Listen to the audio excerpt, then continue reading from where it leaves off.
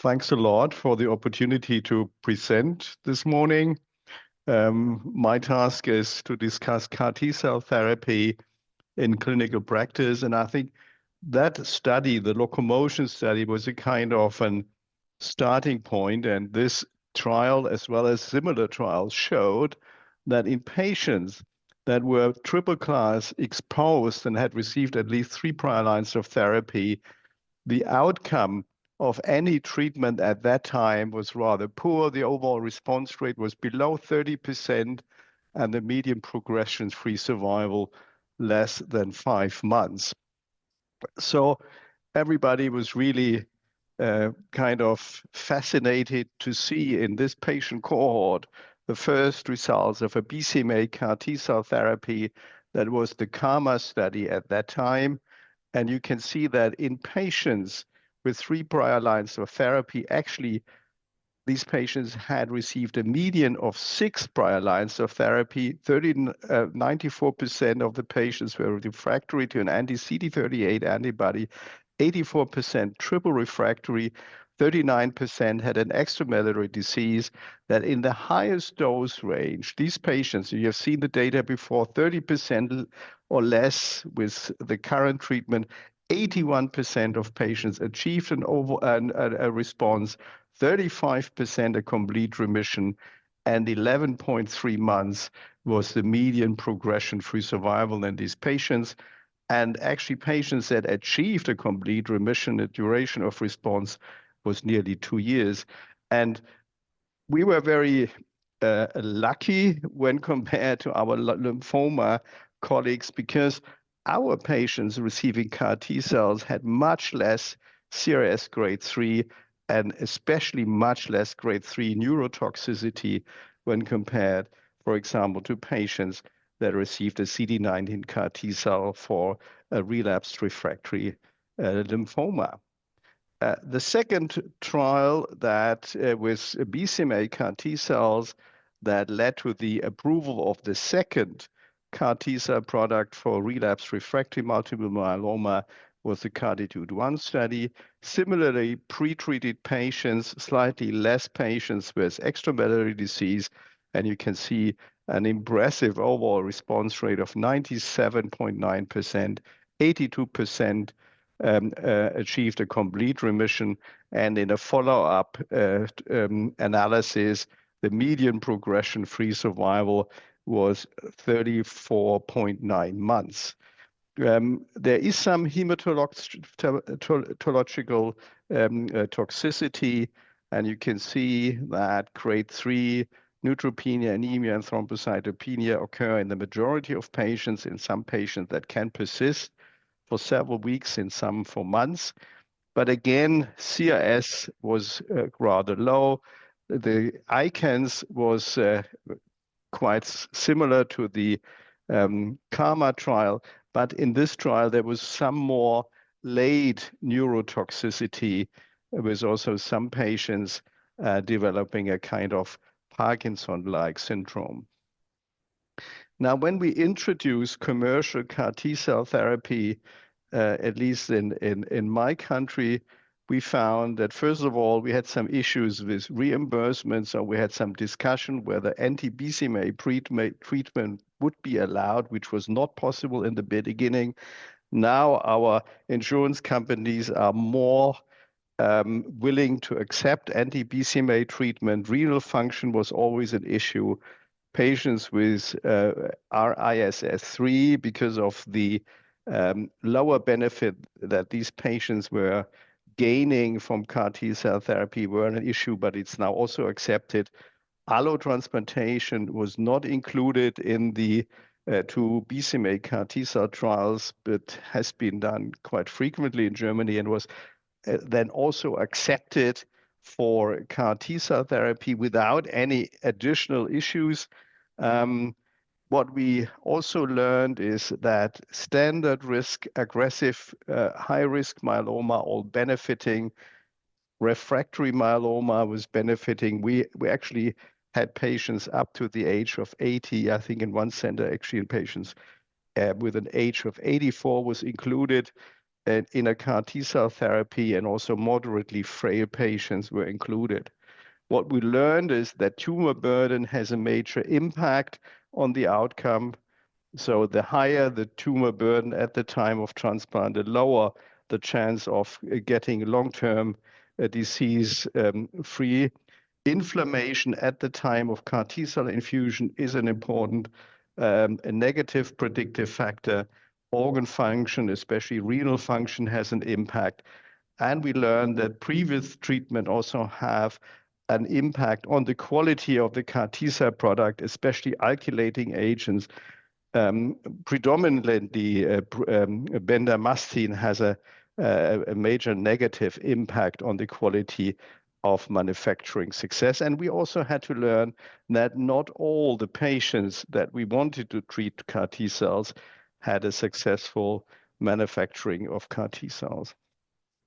This was quite a nice analysis, which was a multinational effort. And what they showed in this trial was that patients with extramedullary disease, with plasma cell leukemia, with high-risk cytogenetics, with high inflammation markers, and patients that were lenalidomide refractory, that all these factors had a negative impact on the outcome of CAR T-cell therapy. And you can see the more of these high-risk features actually occur, the higher is the likelihood that the patient is developing a relapse following CAR T-cell therapy. Now, we also had to learn that CAR T-cell therapy is associated with some toxicities. There are early toxicities, cytokine release syndrome, neurotoxicity, ICANS. There are delayed toxicities, especially the delayed neurotoxicity with BCMA CAR T-cells, Parkinson's syndrome, cranial nerve palsy, but also GPRC5D associated toxicities. There is the ongoing risk of cytopenias, infections, which can last for weeks to months. And there are some also issues about long-term toxicities. There are reports about second cancers also in patients receiving CAR T-cell therapy.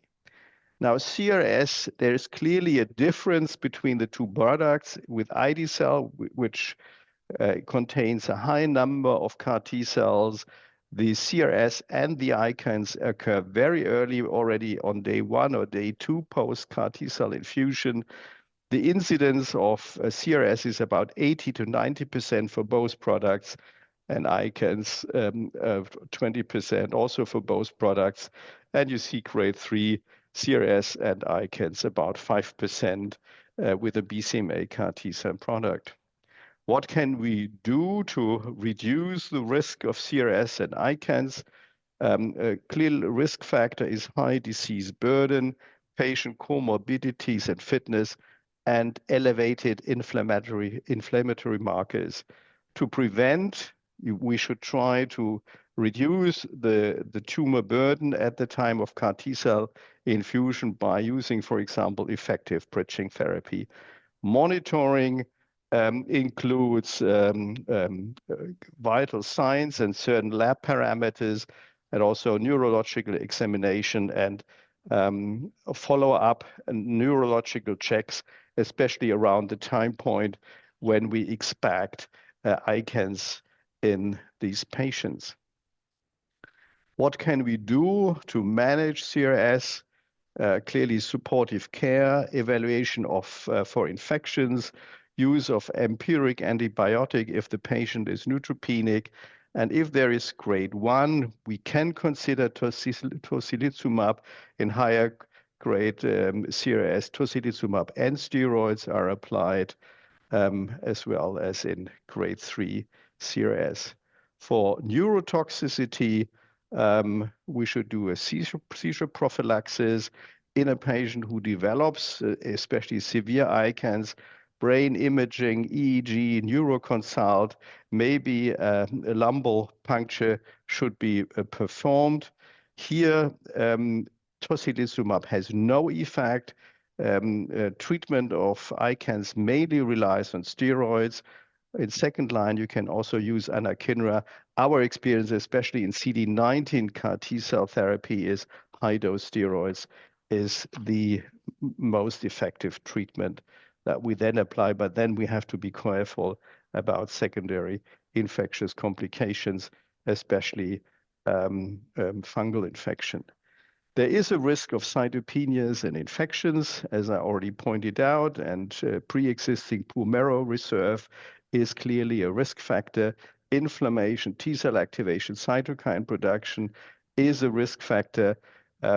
It's increasingly investigated, and there's some hints that chip clones also might play a role, as well as the short-term impact of the lymphodepletion, especially if we use fludarabine and cyclophosphamide.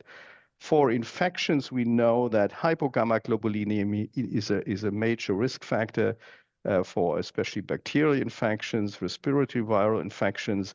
Less commonly are fungal infection and other opportunistic infections, as well as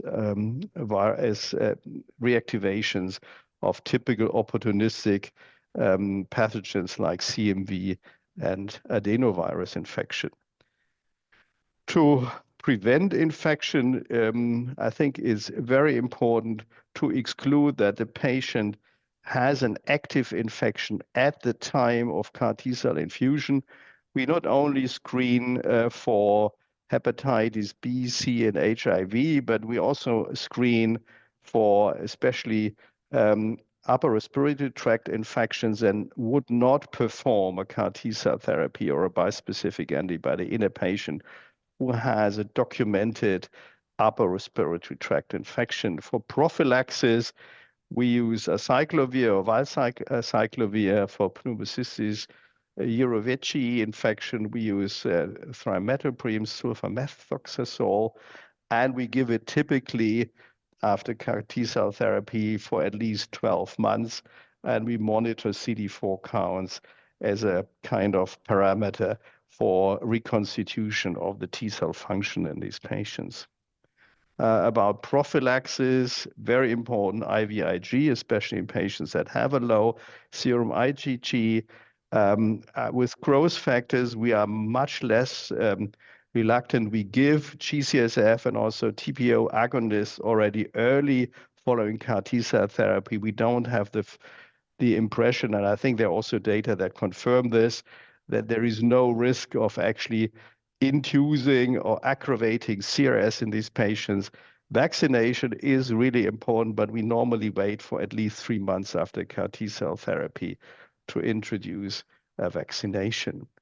What is important, I think, for all these complications, we know that earlier treatment might be with CAR T-cells might be beneficial, because obviously we can reduce the tumor load, which has a positive effect on the risk of CRS and ICANS, which will reduce the risk of delayed neurotoxicity. In addition, we know that less pre-treatment probably induces less cytopenias in infections following CAR T-cell therapy. And I would also presume that less treatment will also reduce the risk of second cancers. So I think earlier application of CAR T-cell therapy is really important and is already being performed currently as already. And there are several arguments for this. I think if we use T-cells for CAR T-cell production that are obtained earlier in the course of the disease, they will be fitter, they will have an improved persistence capacity, improved myeloma cell killing. Also, on the other side, less pre-treatment means a higher immunogenicity of the tumor cells. We don't see a selection of resistant clones. We have a lower tumor burden at the time of CAR T-cell infusion. And finally, there's also a better tolerability in earlier lines of therapy, because these patients have a lower hematotoxicity, and we know that there is a high attrition rate, which with each treatment line. So if we want to give the most effective treatment to a patient, we should rather use it earlier before the patient actually drops out from the treatment.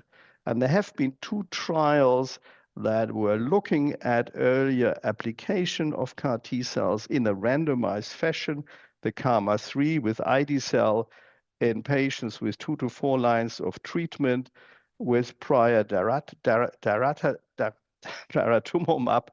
Then in the CARTITUDE-4 trial, relapsed refractory multiple myeloma, 1 to 3 lines of treatment, and all patients being lenalidomide refractory. And as you can nicely see here in these different patients with different pre-treatment schedules and different numbers of previous therapies, but in both trials, you can see that clearly there is a benefit for the CAR T cells when compared to the conventional treatment. So in KarMMa, it was 13.3 versus 4.4 months, and in the CARTITUDE-4, it was not reached versus 11.8 months. And now specifically looking at the CARTITUDE-4 trial, and I think these are really impressive data that patients that received CAR T-cell therapy after 1 to 3 prior lines of therapy, the overall response rate was more than 99%, and the complete remission 86%. So really, I don't think there's any treatment that has any efficacy comparable to what we have seen with BCMA CAR T-cells, and at least a kind of a hint already where we are moving to in CAR T-cell therapy, a sub-analysis of the CARTITUDE-4 trial, where you can see that if cilta-cel is given after 1 prior line of therapy, the progression-free survival seems to be better when applied after 2 to 3 prior lines of therapy. So again, earlier treatment seems to be more effective. On the other hand, earlier treatment means also less toxicity. I'm not going into all the details of this table, but what was clearly obvious is that there is a lower incidence and a lower severity of CRS, ICANS, delayed neurotoxicities, and also cytopenias in CARTITUDE-4. That means earlier application of CAR T cells when compared to CARTITUDE-1. So now with these 2 trials in the US and in Europe, we have now ide-cel available for patients with relapsed refractory multiple myeloma after at least 2 previous therapies, including an immunomodulatory agent, a proteasome inhibitor, anti-CD38 antibody, and progression under the last therapy. And with cilta-cel, with a relapsed refractory myeloma after at least 1 previous therapy, including IMiD, PI, and progression under last therapy and refractory to lenalidomide.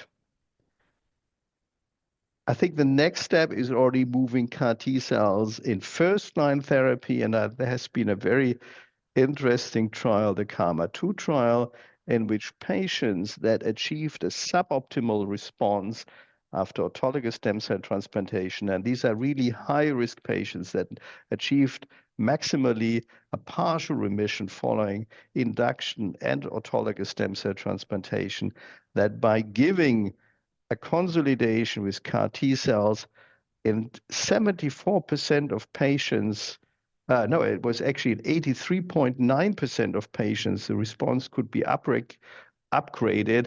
And in these really high-risk patients, 74% of patients achieved a complete remission, and also the progression-free survival in these patients with suboptimal response to transplant and then receiving a CAR T-cell therapy is really, I think, very promising. And I think it shows that there might be a curative potential of CAR T cells when given in earlier lines of therapy. So I think we're all looking forward to the readout of 3 trials in which in first-line therapy, CAR T cell therapy is evaluated either in transplant eligible or non-transplant eligible patients as a comparator to autologous stem cell transplantation or as a kind of consolidation after first-line transplant. On the other hand, we also have to recognize that not all patients are responding and that there are patients failing CAR T-cell therapy, are relapsing following CAR T-cell therapy. There are different mechanisms of action like lack of persistence, T-cell exhaustion, BCMA loss, and also the probably hostile microenvironment in a multiple myeloma. And I just want to mention one resistance mechanism that is what I think an issue of CAR T-cell therapy, because we are targeting only one surface antigen on a tumor cell that is highly genetically unstable. So I think it was not unusual and not unexpected that antigen loss can occur. And this was a patient that we finally analyzed, and you can see that this patient had a beautiful expansion of CAR T cells, beautiful persistence in spite of this, had a relapse, and you can see from the brown staining that initially had a very strong BCMA expression. Then at the relapse after CAR T-cell therapy, the BCMA expression was completely lost, and we found the genetic explanation by a deletion of a part of the chromosome 16p. And therefore, a lot of other CAR T-cell products targeting different surface antigens are now also explored. In summary, I can say that CAR T-cell therapy have really improved the management of patients with advanced multiple myeloma, that we have now 2 CAR T-cell products that are available in Europe and in the US, and that we currently are trying to move CAR T-cell therapies to earlier lines of therapy. And probably we have an option to cure patients with early application of CAR T-cells. Thanks so much.